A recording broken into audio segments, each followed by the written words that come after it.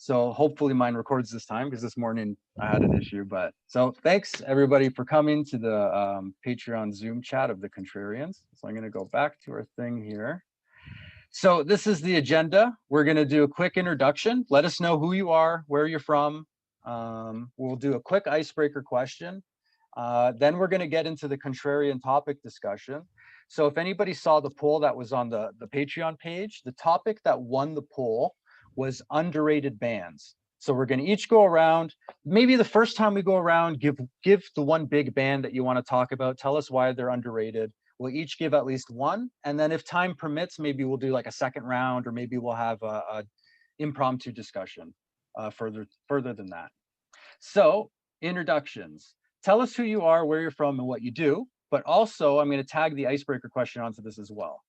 What was your first concert experience, or what was the first concert that you attended? And don't mind my spelling. I'm very bad at spelling, so obviously I messed that up. So why don't we go around? I'll start. I'm Marco. I'm from the Greater Toronto area. I currently live on a farm right now, but I think that's going to end real soon.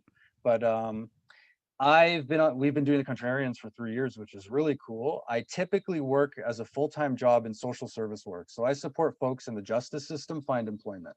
That's my career. The first concert I ever went to when I was 10 years old was Kiss, Psycho Circus. So my aunt took me. That was the first concert experience I ever had. Was when they had the 3D glasses and everything. And what's really cool is I actually tracked down a video bootleg of that show. So I have my first concert I ever went to on a DVD. It's a bootleg, but so that's really cool. So why don't we go to Jamie's next on my list? Jamie, let us know who you are and what was your first concert? I am Jamie Laszlo. I'm originally from Pittsburgh. I now live in Columbus, but I'm always a Pittsburgher at heart. You can see behind me a lot of Pittsburgh memorabilia. My first concert, yours was Kiss on Psycho Circus. Mine was 1978 Kiss, I believe, Dynasty Tour. My dad took me when I was about 10 or 11 years old. And but my first concert as like a teenager was Dio Sacred Heart, like where I drove myself. Oh, I love Sacred Heart. I love how he battles a dragon on stage. Oh, for yeah. 20 minutes. As a 16-year-old, my first experience, I mean, how can you beat that? K20V. Sorry, I didn't catch your name, but your name is titled K20V. It must be Kevin. Kevin, nice. Yes. Yeah, let us know where you're from. And sure. I'm Kevin. I'm originally from Atlanta, Georgia, but now I live in San Diego. I've been in the grocery business for the last 12 years. My first concert was Rush on the Farewell to Kings tour. I think that was 1978. Cheap Trick and the Motors were the opening bands. And through some type of miracle, I don't know how this happened, but we were able to get front row center at my very first show. And of course, I'll never forget that. And Rush was my favorite band at the time, and still enjoy it. Awesome. Thanks, Kevin. Sure. Andrew. Hey, Andrew Meyer. I'm a medical director at a Medicaid plan actually the plan is in Delaware. I'm in Pennsylvania. So my first concert that I went to was the Rolling Stones Steel Wheels tour, that gigantic tour from '89. Remember it well, you know, vaguely. And right afterwards, see, you guys had much cooler ones. I have that one, which is a huge tour that a lot of people went to, and the UB40, the Red Wine era. You know, it's not as interesting as you guys, but hey, that's my life. There you go. No, that's cool. My wife loves UB40. Well, there you go. I hear you. In Canada, we had B44. Does anybody remember? Oh, really? They were a boy band. Oh, And we had the U-Jerks, a punk band from Vancouver, UJERK5. So. Yeah. Oh, my gosh, very cool. And Doug and the Slugs. Were they Canadian? Anyway, Ben. Okay. Vancouver band. Yep. Yeah, Ben Nicastro here from Richmond, Virginia. I work for the local tourism authority in Virginia. First concert was 1993, Grateful Dead, at RFK Stadium in Washington, D.C. Shortly after that, more relevant to our group here, was Rush on the Counterparts tour. Nice. And yeah, I've also seen Kiss. I saw them on the first go round of the reunion tour when they put the makeup back on. I think that was maybe 96, 97 or something like that. But Cool. Thanks for sharing. Martin. Well, I'll give an answer that I normally don't give on the concert thing. But yes, first of all, I'm in Toronto, and writing all these books, I guess, is my full-time job more than anything. More than any brave words stuff or gold mine stuff. And obviously, we have the Contrarians. I have my podcast too. History in 5 Songs with Martin Popoff. But yeah, writing the books. My first concert, I usually talk about Ted Nugent and Bebop Deluxe and Rex, but forget about that. Earlier than that, the Carroll Brothers. This was a local BC band. I think they were from the interior. So I'm from a small town in BC, Trail, BC. So I didn't see a lot of concerts. The frequency is pretty low all the way up until moving to Toronto, really. There were a bunch of cool ones, but so the Carroll Brothers were this band of this trio, and they dressed all in black, and they whipped their guitars, and they were super heavy, and they came to Trail and played the Cominco Arena where the Trail Smoke Eaters play. And they were super heavy, and the early singles were heavy, and I have 3 or 4 of them. They covered The Wizard by Uriah Heep. They had Going Downtown, all these heavy singles. But then the first album came out, it was very wimpy. Second album came out, very wimpy. That's all they ever did. They're both like indies. They never even signed to a major.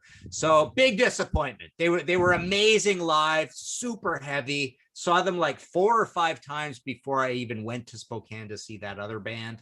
But yeah, the records, they wilted. They weren't that good. So there you go. Thanks, Martin. Tim. Hi, my name's Tim Derling. I'm in Eastern Canada, the province of New Brunswick, right on the Maine border. And I work in radio. I commercial writer and part-time on air as needed. Basically try to learn to do a little bit of everything. My first concert was Bon Jovi in February of 1993. It was a Keep the Faith tour. I actually met John at the walking through the local mall. This was in Portland, Maine, and got his autograph. And the Jeff Healey Band opened for them. Wow. So yeah, that was my first concert. Cool. Thanks, Tim. Grant. Yeah, my name's Grant Arthur. I'm from Delaware, Ohio. I work at Ohio Health as an LMS administrator. And my first concert was 1978, Foreigner and Ambrosia. Saw them on the OSU campus.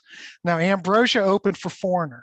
Foreigner were awesome. Ambrosia were great, but the crowd did not like Ambrosia at all and were booing him off the stage.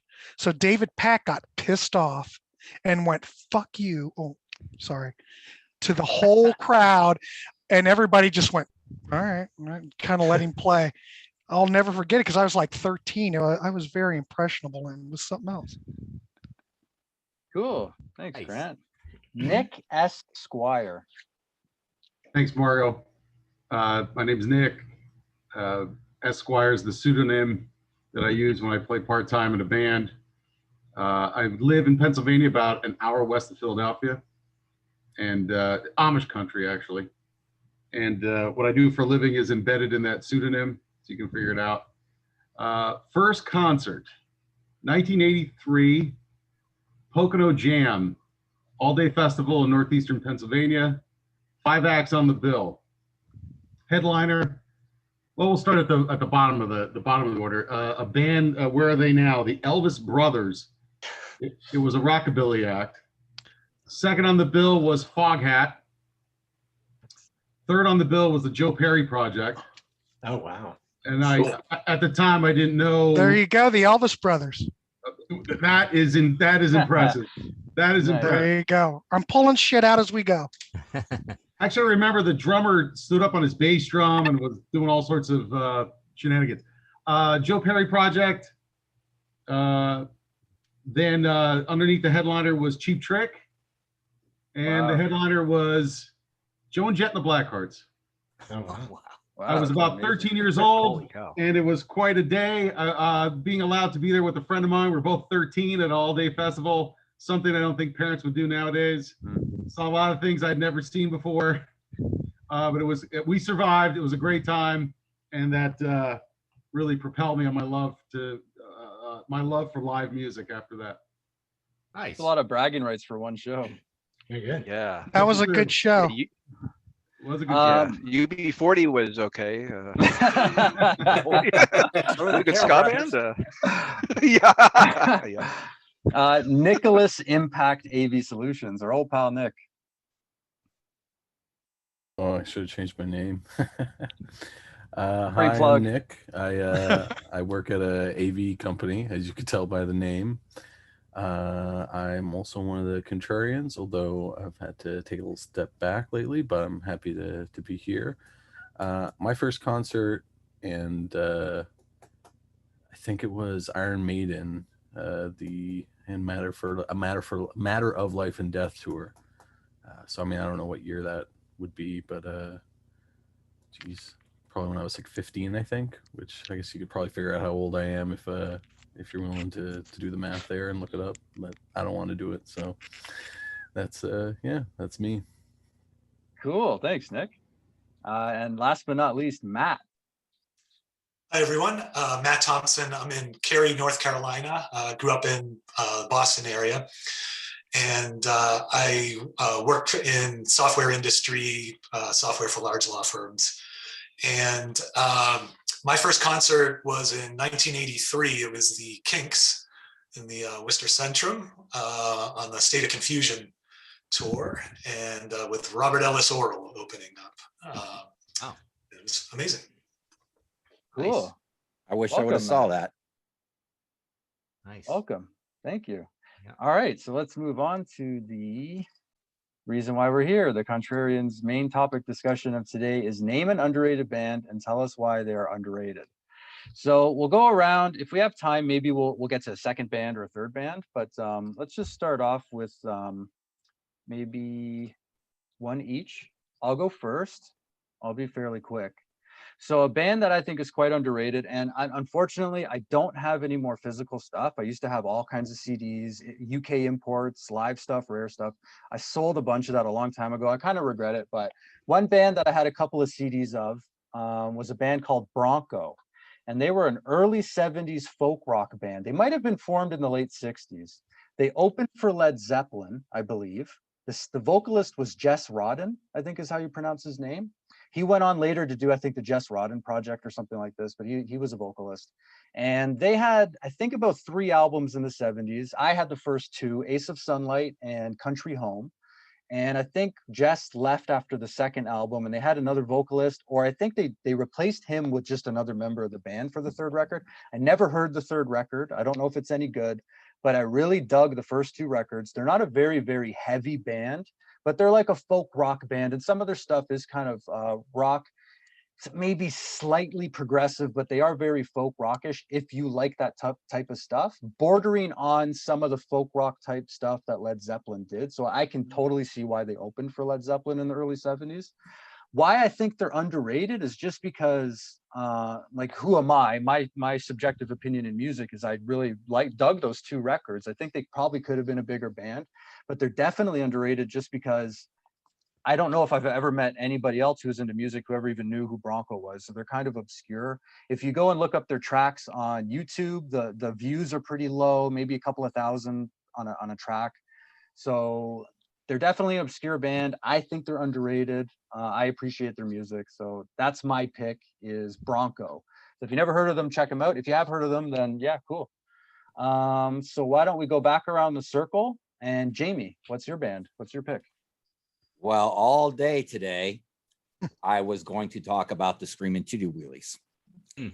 But I decided at the last second, I looked down at my own shirt and I said, oh my God, I'm going to make a last minute change 10 minutes before the show. And I want to talk about Oingo Boingo, even though they're not really hard rock. But it's all rock and roll, like Billy Joel said. You know, the first 3 albums were quirky. I get it. It wasn't everybody's cup of tea.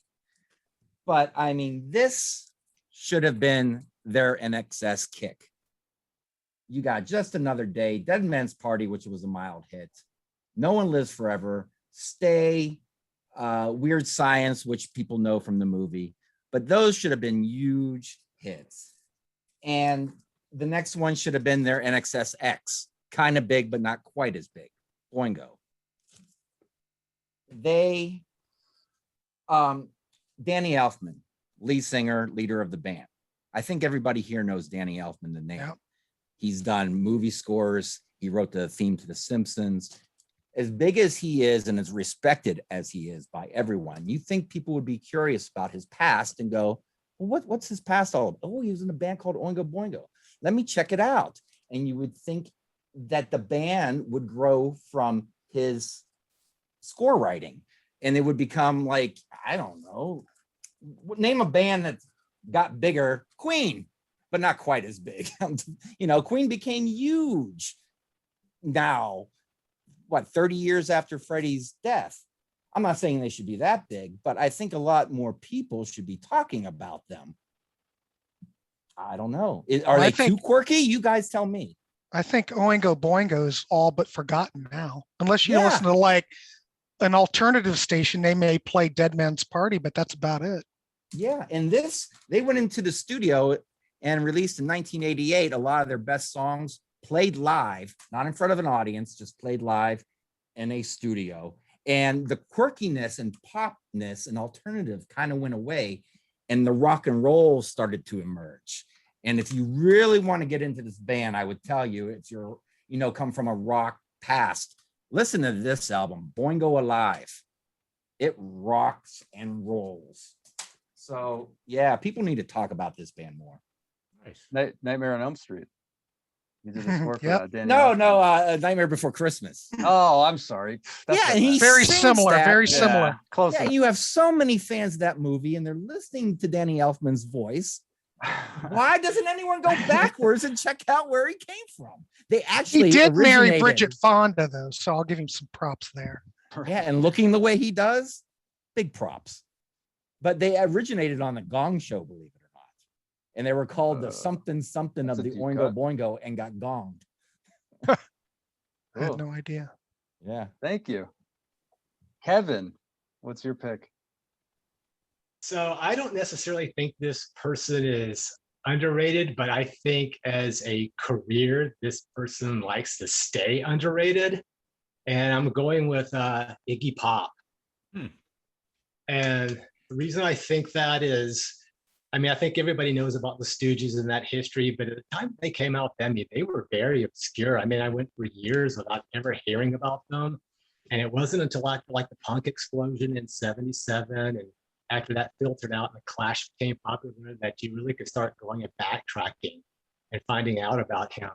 And my first album that I bought by him was Zombie Birdhouse. And that album is just kind of like, it's all over the place. It's like each song is kind of like its only vignette. It goes from ballads to the avant-garde to kind of punky, you know, rock songs. And it's just been really a multifaceted career. And he seems to have all the boxes checked off. I mean, he's been on major labels. I mean, he was on Arista like in the mid 70s, in which they were trying to give him a big push. And he seems to be really good at self-sabotaging his own career. That anytime that he was about to break through and get the acceptance that he, you know, maybe he craved or didn't, he seems to make himself irrelevant and hard to find. And I'm kind of comparing him maybe to like if you took Peter Gabriel, even when he first started with his solo career, he was still kind of a, you know, a cult figure. And then he recorded So, and that went massive. He sold, you know, millions of copies. And he was able to retain that kind of balance where he had his artistic side and was very respected for that. And then, but yet he became a household name. All these people knew who he was. And it just seems that like Iggy's never crossed over to that. He's kind of still stayed on the peripheral a little bit. And even now with Coachella and things of that nature, I mean, every kind of knows who he is, but I think you'd be hard pressed to find people name their favorite Iggy album and why, and from what period. And also, you know, he and David Bowie were, you know, big cronies back in the day. They had the Berlin period, and you know, Bowie went on to massive success with with the Let's Dance album. A year later, Iggy comes out with Blah Blah Blah. It's it's very commercial sounding. He scored a top 10 hit in the UK with You're a Real Wild One, and I mean that was it. And I kind of looked up a couple of his things on the Repeatica, and the Blah Blah Blah album only got to number 75 in the US. And it wasn't until I think like 2018 with the post-pop depression that he finally got number 17 on the charts. So he's just someone who's been around for decades, been a huge influence on just about almost every type of music. I mean, proto-punk, heavy metal, avant-garde, pop, ballads, and just never has made that leap. And you kind of just wonder if he likes it that way. And that's my pick. He almost did with Brick by Brick. Almost had a hit with that. And the Candy with at Home, Kate Pearson. The Home, Kate and Blah Blah Pearson. Blah as well. Yeah. Candy's a great song, though. It is though. Great song. Yeah, I agree. Good memory. I like Butttown. That is Very Yeah, cool. you just wonder why it never went over that rail, that fence. Yeah. Good pick. I don't know. Nice. Andrew, you're up next. All right. So for people who weren't here last time, my background is actually coming to this sort of the heavy music recently, like within the last year around the pandemic time. I grew up basically considering the Rolling Stone Record Guide Bible, which is idiotic, but that's the way I kind of grew up and learned about different bands. That and reading a lot of Lester Bangs. So I was into a lot of the, Lou Reed, Velvet, Underground, punk, that kind of thing. So this band, I had a vague idea about growing up. I, for some reason, associated them with Tangerine Dream, that kind of like spacey, kind of ethereal music, a lot of patchouli oil, pot smoke on the ceilings, drifting around, that kind of music. And of course, I found out actually, and looking in the Rolling Stone Record Guide and all music, it's like 1.5 stars, 2 stars, 3 stars, 4 stars here and there. So I'd never paid attention to it. And that kind of ethereal, spacey band is UFO, who of course are nothing like that. And within that UFO universe, I just wanted to focus on sort of like the Black Sabbath universe, the UFO universe. I wanted to focus on the early 80s in particular. Not that the Michael Schenker stuff is not great, but it's not underrated, right? So I think everything that, and I'm really in the midst of the deep dive now. So to me, the Paul Chapman material, the Wasted material, and the MSG material to me is phenomenal in particular. And right now what I'm listening to all the time is Mechanics. I think because I know it has a lot of controversy about the production, but I really like that production. Whereas I think the couple before it are a little muddy, but that is very bright.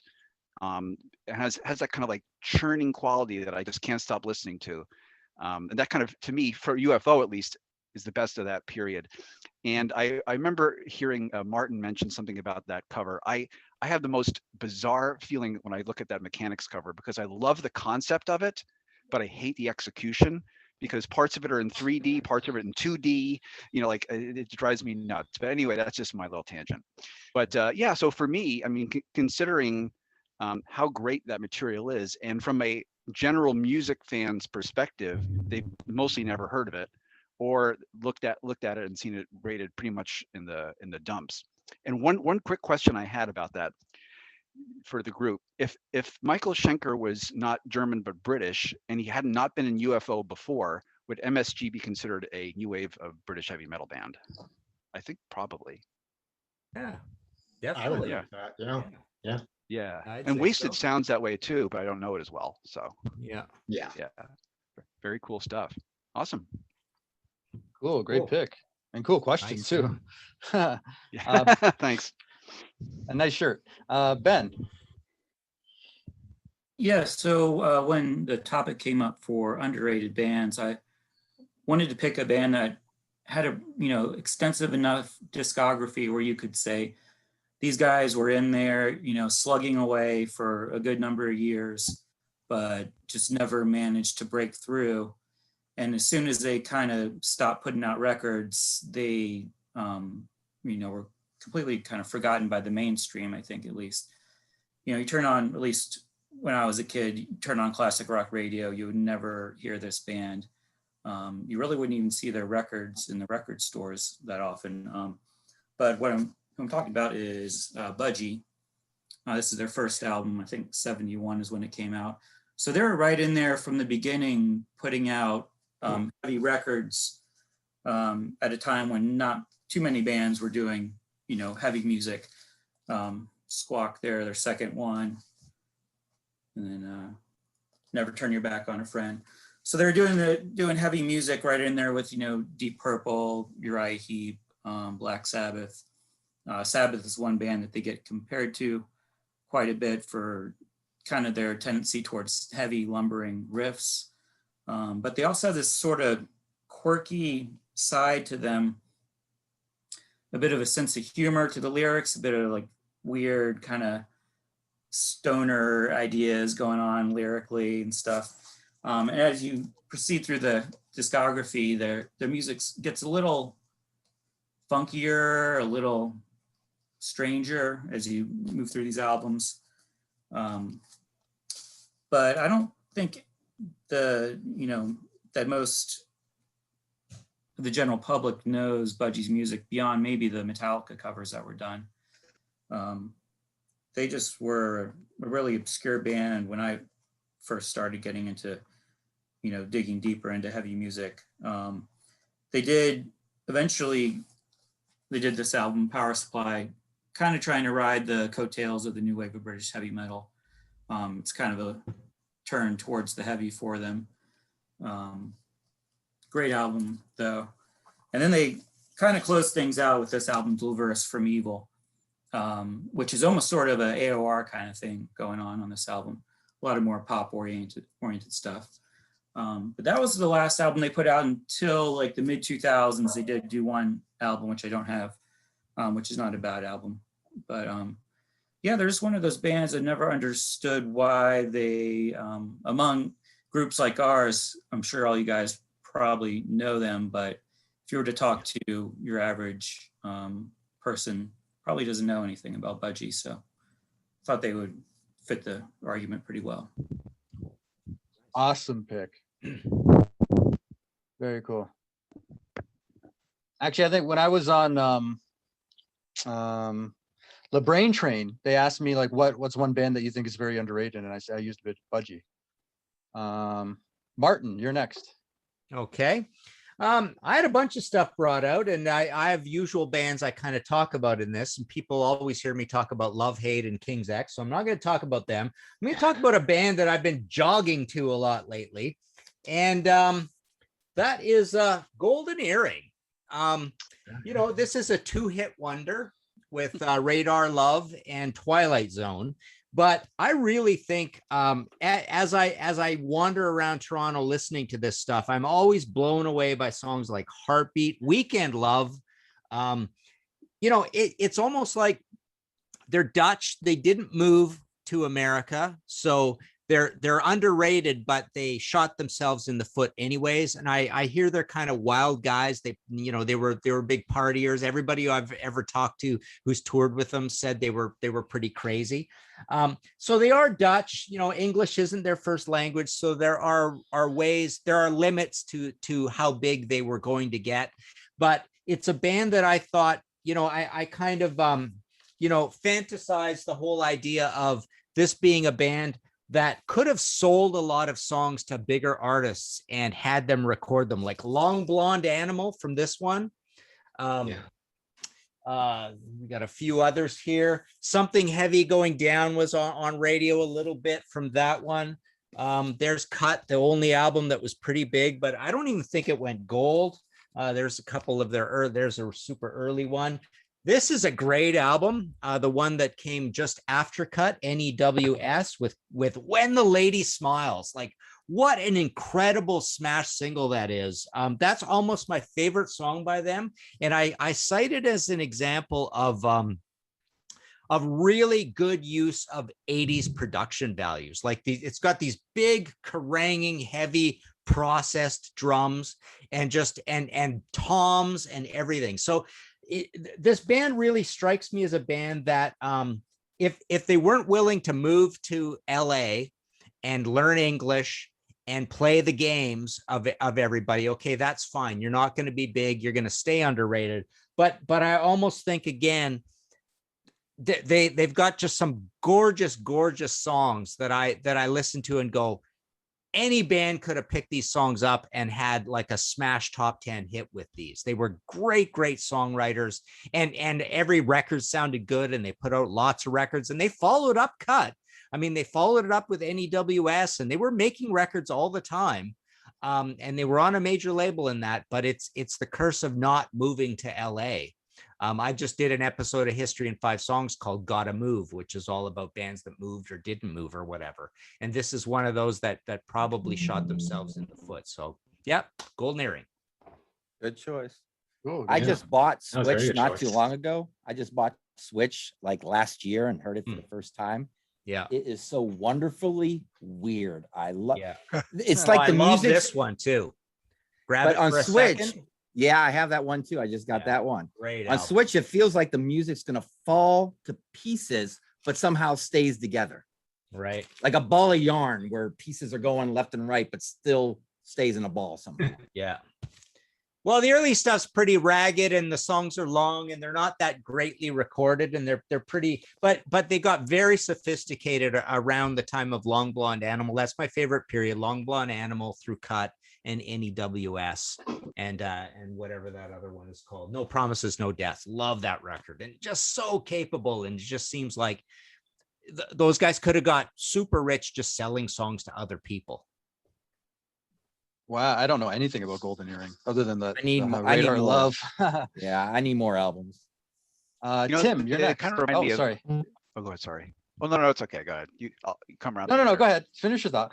Oh There we go. no, I was just going to say they remind me of the Jay Giles band for some reason, in the sense that they've had though that Jay Giles was a little bit bigger, a couple of good hits. Most people don't think anything further than that, but when you go deep, it's a pretty excellent catalog. Yeah. Awesome. Tim, you're up next. Well, it's funny. Everybody I talked to that was doing this, they said, well, I know who you're going to pick. Y&T, one of my all-time favorite bands, and a band that I think could and should have broken big at several points during their career. Not just, they didn't have just one shot. There's several points they could have broken big. Y&T, for those that don't know, stand for Yesterday and Today, named after Beatles album. This is an early single of theirs called Alcohol. So the first 2 albums went under their full name. Then they shortened it, signed A&M Records, which I think is where part of the problem began. Put out the album Earthshaker, which contained this song, Dirty Girl, great song. And a song that got a lot of airplay. They're from San Francisco Bay Area, called Rescue Me. I got a bunch of their singles here. So they signed to A&M Records for the best known part of their career. And A&M is not known as being a hard rock metal label. Okay, so you can have Styx, you can have 38 Special, Bryan Adams, they'll do all Supertramp, they'll do all right in A&M. But I've always thought if they'd somehow been able to sign to Warner Brothers or Elektra, then maybe they might have been bigger. Now, if I had to describe them, Keep speaking the gospel, Tim. I'm going to grab another gin and tonic. I can hear you. Right on. Yeah, I know Martin's a big fan too.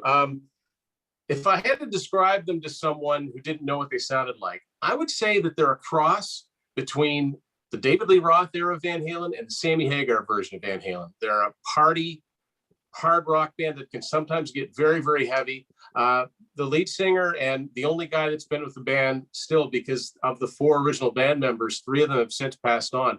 Dave Meniketti, fantastic singer, sounds a little bit like Hagar. He's also the lead guitarist, which is a little bit different. Fantastic lead guitar player. He can play bluesy. He can play really fast. So they put out Earthshaker in 1981. Another big power ballad off that was this song, I Believe in You. Then they put out another killer album called Black Tiger. This is the cover art to Black Tiger. Song Don't Want to Lose, which I think should have been a hit. Another really melodic and heavy song is this one. It's just called Forever. They came on a lot of people's radar in 1983 with this song, Mean Streak. That was their very first video.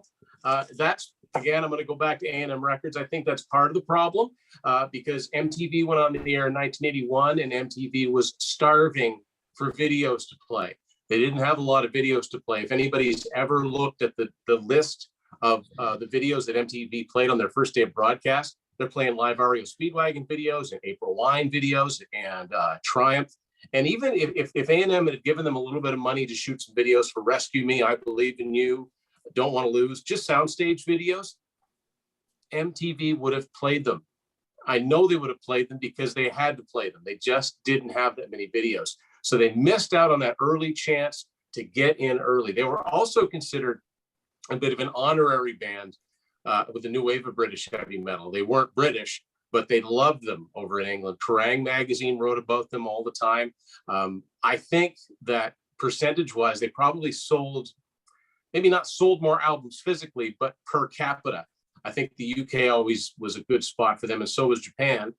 They always did really well in Japan. As a matter of fact, they have a song called Midnight in Tokyo, which I think was kind of a dedication to that. Their most successful album came out in 1984. This was a cover art, a little cheesy, I know, but a lot of metal bands had mascots back then. The album was called In Rock We Trust. The robot's name was Rock. This is there it is. That's the full album there. The song's called Rock and Roll is Gonna Save the World, another one of their great songs. That album is somewhere in the 450,000 sales range in the US. It went to number 46. So it almost went gold. And if Universal did an audit, it may have gone gold. Unfortunately, like a lot of bands, if anybody knows one song by Y&T, it's possibly their least representative song. And it's this one, Summertime Girls.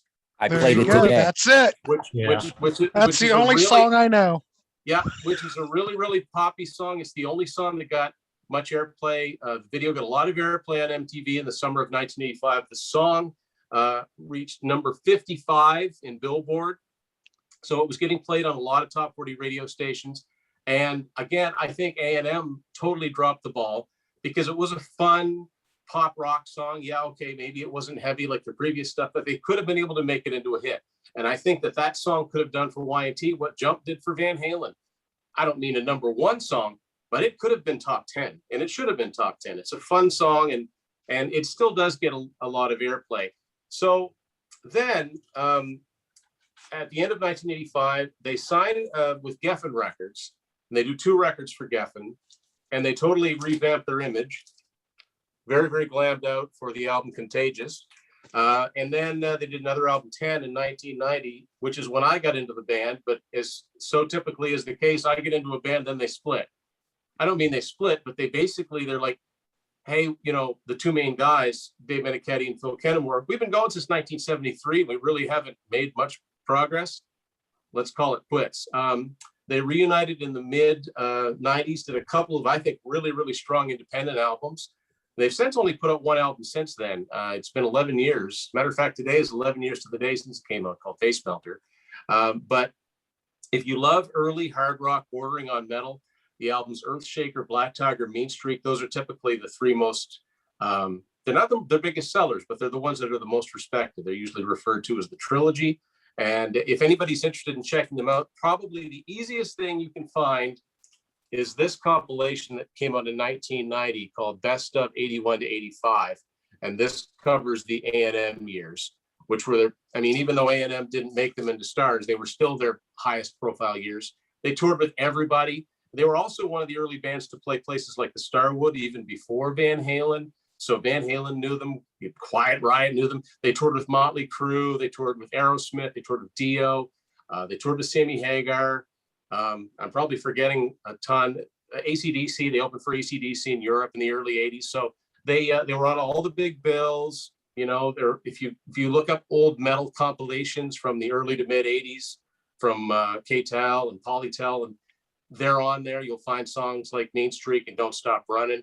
And they've just been a favorite of mine for a long, long time. And unlike some bands where you go, yeah, they were a little bit quirky. I like them, but I can see where they didn't make it big. I think Y&T should have been right up there with the biggest of bands. So that's my pick. Wow. Very cool. Yeah. Ben, you One wanted of to my say favorite something? live albums ever. Yeah. I just wanted to mention amazing drummer Leonard Hayes. I think. Yes. Yeah.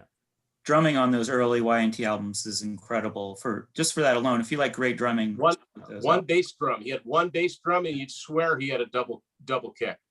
Or exactly. a double pedal. Yeah. You just some of the just mind blowing. And yeah, he was one of the greats. So yeah, Leonard Hayes, Joey Alves, Phil Cannemore, may they rest in peace. They're still going today, though. They're still doing, well, they would be doing shows. Yeah, they kind of remind me of like an American, for some reason, an American version of, well, these guys, Tigers of Pantang, for some reason. Like, well, there's instrument. There's connections. That could there. be another one. Oh, are there? I didn't know. So, well, there's connections through Max Norman, the producer. I think Max. Am I right? No. Is it?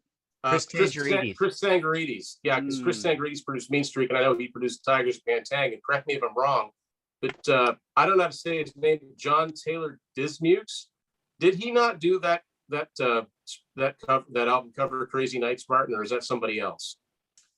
I think that's Rodney Matthews on that one. Oh yeah, you're right. Yeah, right. But Chris Sangarides for sure. Yeah, I mean, both really melodic, kind of cheesy lyrics. Could have been a lot bigger than they were. Still around. Yeah, great choice. I love that one. Oh, cool. That was a cool deep dive. Jamie, I saw you flash your hand. Yeah. You have something to throw on there? I wanted to make a contrarian statement because it is the name of the show, and say that 10 is my favorite Y&T album. That's same very here. Contrarians.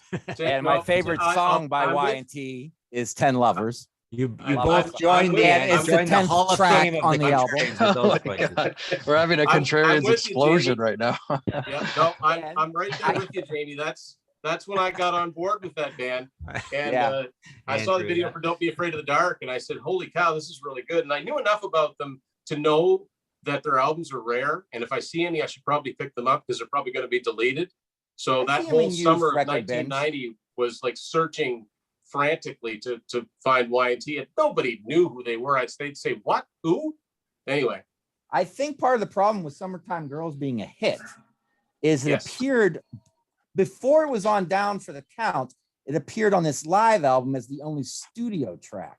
Yeah. And that probably hindered it. And then, like, I don't know, 9 months later, Down for, I don't have Wikipedia in front of me. It was like less than a year later it appeared on that album. It could have been the crappy video for that song too. Oh, I love that video. You kidding with those chicks? Yeah, but walking around in about, well, it's cheesy. If you think about some of the song. horrible, if you think about the horrible videos they made back then, I mean, look at the one I always point to is Journey's Separate Ways. You know, it was the top 10 single videos. Horrible. The horrible. Song, the one Y&T song that I think sums up the best of their heaviness and the best of their pop side, and one that should have been a hit is this one, Don't Stop Running. As a matter of fact, the band were big enough at that point in the In Rock We Trust years, they actually appeared on American Bandstand. And they, like all bands did on it, they lip sync. They did Don't Stop Running and Lipstick and Leather. So they made it to a certain level. They just didn't make it the rest of the way. But the album of all of them that was in the perfect place at the right time, the most out of any of them would have been Mean Streak in terms of being right there at the nascent start of hair metal. It was a great, it sounded great. It had attitude. It was just so punchy, well recorded. It's the follow-up to Black Tiger with the same kind of artwork. That's the one that should have broke them big. And that's the one I'm surprised. I'm really surprised, like you say, Tim. I love that exposition about the 450,000 and it should be certified. But Mean Streak, to me, I can't believe that would be under 350,000 even. I mean, that's got to be 400,000. Right. Well, just I don't want to take any much more time, but on Instagram, I actually started a page called Y&T Fan Page because they don't have an official Instagram account. It's just YANDT. Maybe that's part of the problem too. The name's a little confusing, but YANDT Fan Page. And I ask people to post things. And I've got to say, not just from that, but also from, crate digging, looking for records and stuff like that. Yeah, Mean Streak and In Rock We Trust are the two records by Y&T that I see the most by a pretty wide margin. So they got into a lot of homes. In Rock We Trust was the only one that charted in Canada. And therefore, it's definitely the one I've seen the most up here. Got it. Very cool. Thanks, Tim. Grant, you're up next. Okay, well, this was hard because it's all very subjective. So I'm going to go with something more current. The Darkness. Yeah. Now, I've been following Pete Love those Pardo's guys. channel for a long time. I don't think Pete's ever mentioned The Darkness in the whole time I've ever watched him. And you would think Pete would like this. But this album came out in 2003. All the songs are great. The production's great. When this came out, it was like a breath of fresh air. I mean, if you could describe The Darkness, basically it's a combination of AC/DC and Queen. And I would say Absolutely. probably more Queen than AC/DC. But Yeah. this album, phenomenal. And you can look in the dollar bins, you can get it all day. They put out a second album. Let's see if I can get it. One way ticket, To hell and which back. didn't Yeah. it didn't perform quite as well, but I think that might have had to do with a lot of the cocaine and alcohol problems Justin had. But this album's fine too. But he quit and they had like an offshoot splinter group. Oh, where is it? The Stone Gods, wasn't it? Stone Gods and Hot Legs. Yeah.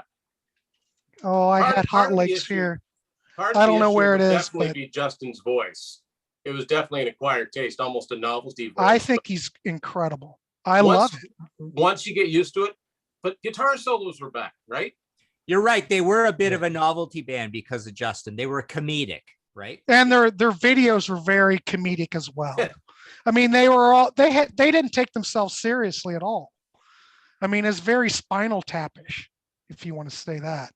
But I think even their last album, The Easter is Canceled, great. It's much more like the first album. But I like all of their stuff. I don't know. Very underrated. I think in the UK they went 4 times platinum, maybe here in Canada, like maybe 1 time. But after that, they haven't sold anything at all.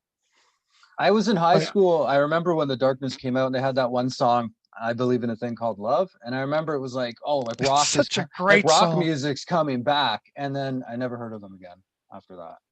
That was like, But when I they was in had high that school, Christmas song out that came out. Do you guys know what that is? With balls. I have Don't it let the somewhere. Balls in it. Yeah. Don't Christmas let the time. bells in. The video for this is so hilarious. Yeah. But this was produced by Thomas Baker, Roy Thomas Baker. Yeah. This is a great song. Yeah. Great. This might be my favorite Darkness song. And it's a Christmas song. I got to interview them in a hotel room, like the major label thing, like Warner is there and Steve Waxman, and come to the hotel room and sit down with them and sit on the bed and talk to them both. And it was a lot of fun. There was a lot of buzz around them on that first album. Right. And then, yeah, as you say, Marco, they basically faded very quickly after that. But Like in the Wolf UK, Mother. they still sell. In the UK, they still sell. Yeah. But That's here, pretty common, no one though. cares. No one cares in the US. Their first couple albums were on Atlantic, so they had that big distribution. But yeah, I've done review episodes for their last 2 albums, even their live album. I think Pinewood Smile was really good. And, The and to live take the album? Queen, to take the Queen connection even further, not just Roy Thomas Baker, but for the last few years, their drummer is Roger Taylor's son. Yeah. Yeah. So it's almost like, Oasis got compared to the Beatles so much. And at one point they had Zach Starkey playing for drums. This is the same thing. But the Hammersmith Yeah. CD, excellent. Nice. Yeah. Excellent. I mean, if you And- want like an introduction, this or the first album, I'd go with. Yeah. And they have at least an album's worth of B-sides and non-album tracks that I wish that they And would you know put what, out. Tim? A lot of the B-sides are better than the other tracks. There's good It's stuff kind of there, like yeah. The Cure. The Cure, if you listen to The Cure, a lot of their B-sides were incredible, but they never made it on the album. Yeah. One of those type of things. Oh, I love it. It's a very British Nice. thing. Very British thing. Yep. Yeah, cool. Thank you, Grant. Cool pick. That's my pick. Nick Esquire. Hey, thanks, Marco. Marco, this is for you. First comment. This sounds insane, but right now in my SUV, I have the best of Jess Roden in rotation, Awesome. which is a bit of a misnomer, the best of, but We forgot Robbie Blunt, right? Robbie Blunt was in Bronco. you know, from right Oh, yeah. from Robert Plant's Robert band, Plant. the new Jimmy Page. I mean, that was his claim to fame, that he came from Bronco. So Cool. Yeah, and Marco, some of his solo stuff's a bit spotty, but he has a great voice. He was a belter, Very cool. and he went on to play in a band that was called the Butts Band, Butts. Hard to find, and Wasn't that Robbie Krieger? Doors Offshoot. Thank you. Robbie Krieger and Densmore produced that, right? Yeah. Are they from Butttown? Exactly. Second thing was I seem to revel or wallow in underrated bands and artists, and I had about a list of about 10 artists, and then somehow I stumbled on See a Tranquility video with Mr. Popoff on it, and it was a good thing because a couple of the bands I had on my list. Yeah. Nice. There you go. These guys right here. Oh, there you go. I Yeah. brought all that out as well. There you go. Nice. Here's my Now, Martin, I got a chance to Hey. see Love Hate actually on their first tour. How much did Martin pay you to jump on here and do that? I was going to Oh, say, really? it's got to be a plan. Wow. I agree with Martin in the Where's comparison mine? on Love Hate and Guns N' Roses that Love Hate is superior. And they were phenomenal live. I saw them in a little club, Martin, and then got to hang out with the bass player Skid afterwards, and that was Nice. surreal hanging out with that guy. He was I don't have as many. Yeah, but they were good. So I whittled it down, thank goodness. Oh, and then these guys too. Although I don't think that made your underrated list. You should know. No, I mean, I was thinking of talking about Clutch, but I think, you know, we could get into a whole discussion about the nature and the definition of underrated. And I don't think they should be. They're rated high enough, and I don't think they should be completely mainstream. So, Right. Well, here's who I have. I'm gonna go old school. It's this guy. You can see Roy Oh, yeah. Gallagher. Oh, Yeah. Wow. Roy Gallagher left That's us great. too early at the age of 47. Amazing body of work. Started off with the power trio and Taste. Had a great stuff. Went solo and was incredibly consistent over his career. He never had a synth phase. He never had a drum machine phase. He never had a disco phase. He had a point of view. He articulated that point of view, and he kept stubbornly moving forward, perhaps to his detriment. But I'm a student of his, and I sort of I approach his work almost with a reverence, and I don't have it all actually, but it's almost like a treat when I do get it. And there's so much to mine out of it. If you like straight ahead rock and roll, he's great. If you like heavy rock, he's there. If you like stuff tinged with folk and Celtic and country and jazz, he's there. He produced it, he sang it, he wrote it. I'm not a huge guy with lyrics, but his lyrics are fantastic too. If you like lyrics, he's your guy. He was a big fan of like crime novels or true crime, so he actually did have sort of silly Moon and June type stuff. But he was great. he reminds me of a Gary Moore, a Doug Pinnick, and a Phil Lynott in terms of being this great vocalist that's connected to his instrument at the same time. Well, I will say this: his vocals are a little hard to acquire. I think for back in the day, when you think about it, in the '70s, you had all those belters. You had the Foreigner, and you had Pie, and you had all those and Rogers and Plant. And his voice wasn't really on that level, but I think he was ahead of his time. He was sort of almost like an anti-hero. He showed up with a check shirt or flannel shirt and jeans. There was no pyro, there were no lasers, there was no makeup, there was no bombs, and he just played. And his band was phenomenal, and he did it all. And his voice is serviceable, you know. Well, as a singer, he has a little bit of a Bob Dylan relationship with phrasing and with tuning, right? Fair enough. And think about it as a guitar player. Why don't we think of him in the same breath? And I'll be contrarian. I'll put him up against anybody. You mentioned Gary Moore. They were friends. Gary Moore was a little older. Gary Moore looked at Gallagher as an older brother.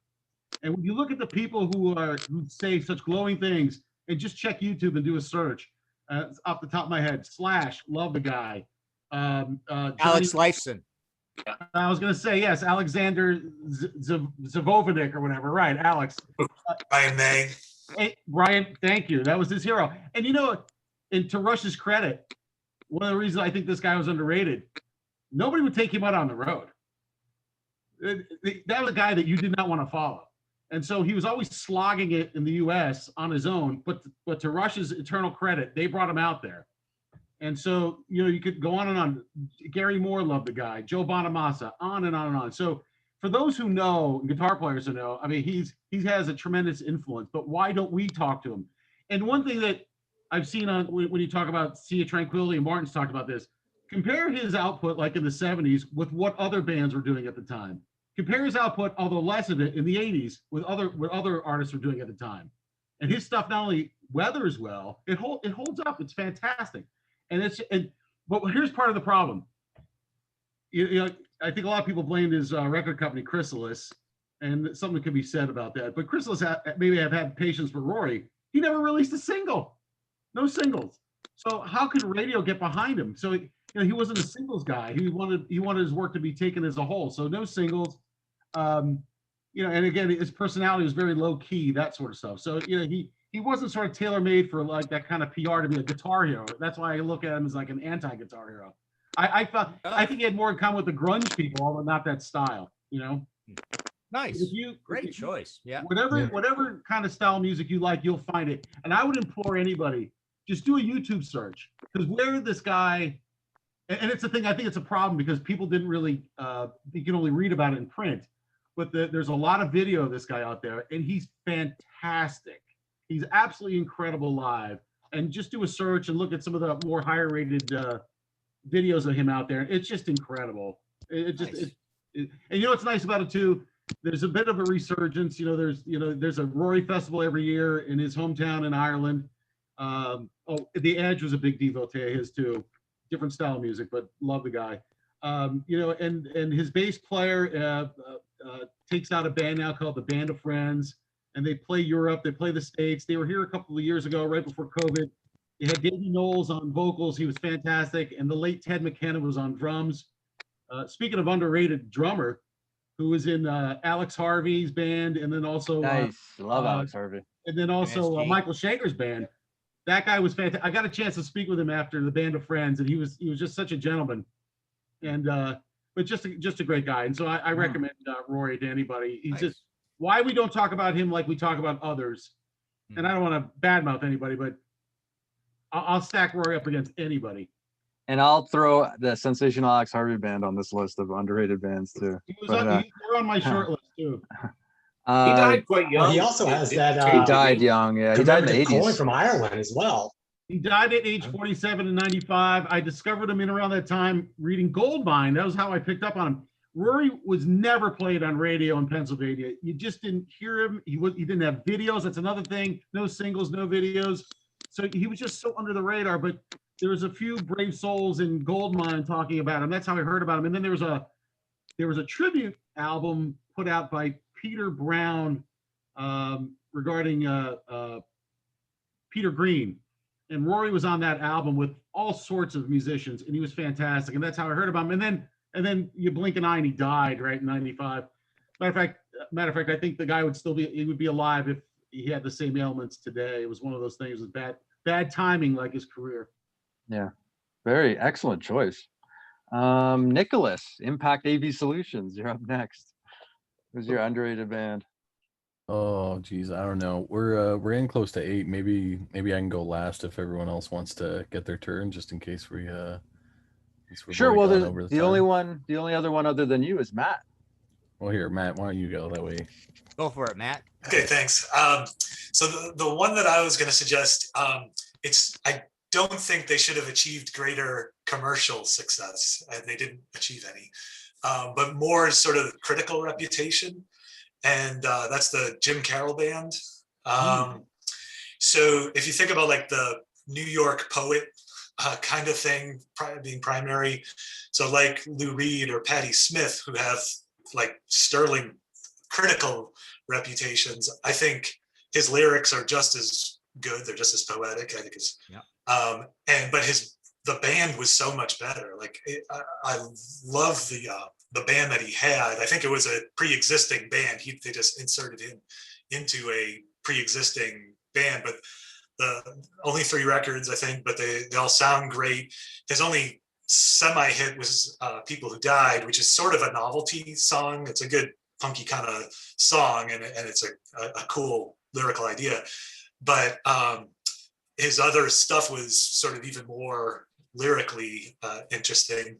And I think he can even hold court against Patti Smith with the Blue Oyster Cult connections, which is how I got turned on to any of these things, was more through like seeing what Alan Lanier liked. And I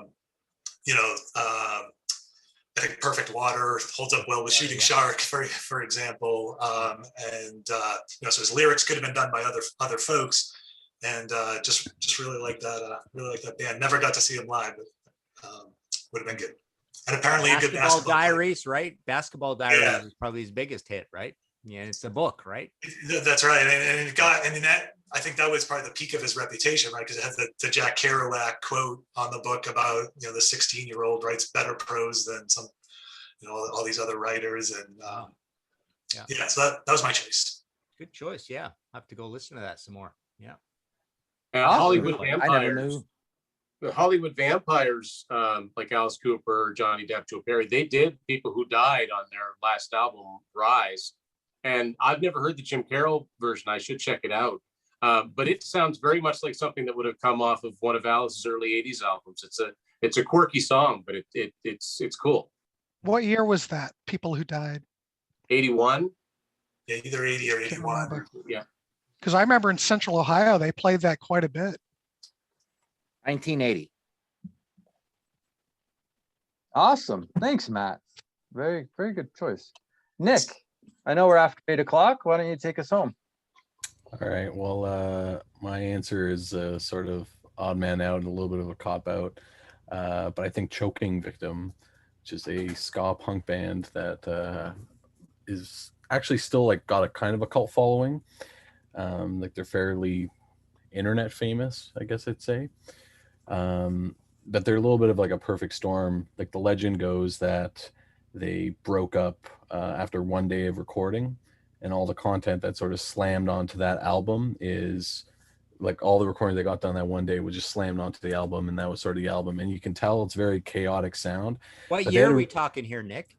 I want to say Ballpark. like 1999, I think. Okay. It's like right before the big push of like, pop punk. Yeah. When there's still that sort of California, like Bad Religion, Offspring sort of sound that's sort of taken hold.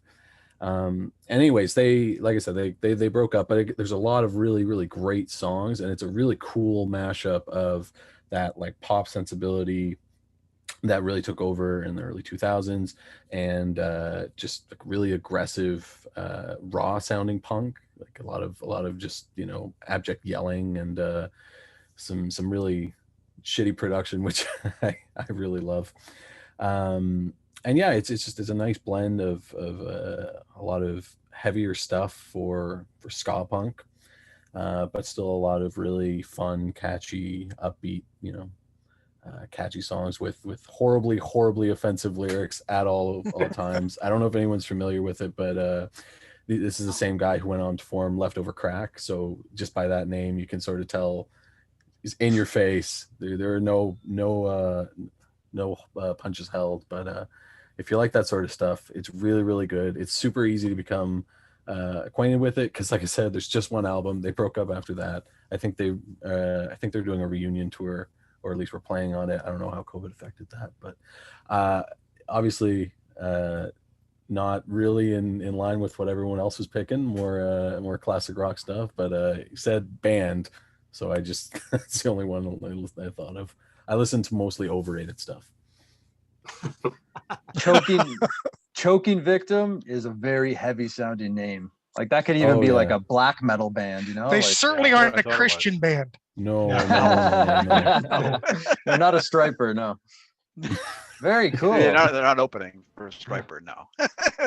Awesome. Yeah, I mean, like we went over an hour there. I think that was really cool. Everybody had a good choice to pick. Thanks everybody for coming. I really appreciate it. We are posting this to YouTube, so people will be able to check this out on YouTube. And if you're checking this out on YouTube and you want to join us, subscribe over at Patreon, we're going to try to do more of these, and we hope to see everybody next time, and really appreciate everybody coming out. That was really cool. Yeah. And we'll we got a put- we square left. We got a square left. So No, someone we- join we- that square down there. We got everybody. No? Yeah, we got everybody. I mean, we got space, a room. for There's a space square. down at the Oh, bottom. I There's think. space for a square. Well, Oh, come on, yeah. Someone join that We got a space. few squares left. Join us. I don't know how many squares you can fill in this That thing. was awesome. That was really good. We're all kind Yeah. of Very square. cool. So what I'm gonna do is I'll post the poll, maybe not right away, maybe like a week from now. I'll post another poll, we'll have some topics, and if anybody has suggestions for topics, add them to the comments of the next poll. Maybe I'll repost the poll again with your top. Maybe what I'll do is I'll put a post asking for suggestions, and then I'll build the poll around suggestions. Maybe that's what I'll do. I'll do that first. Okay. So Sounds good. thanks Yeah, everybody. that sounds and- good. Yeah. from the Hey, everybody. Contrarians, Everyone. so- All right. Thanks God again, bless Marco. you. All right. Yeah. Good night, everybody. Care, guys. See you later.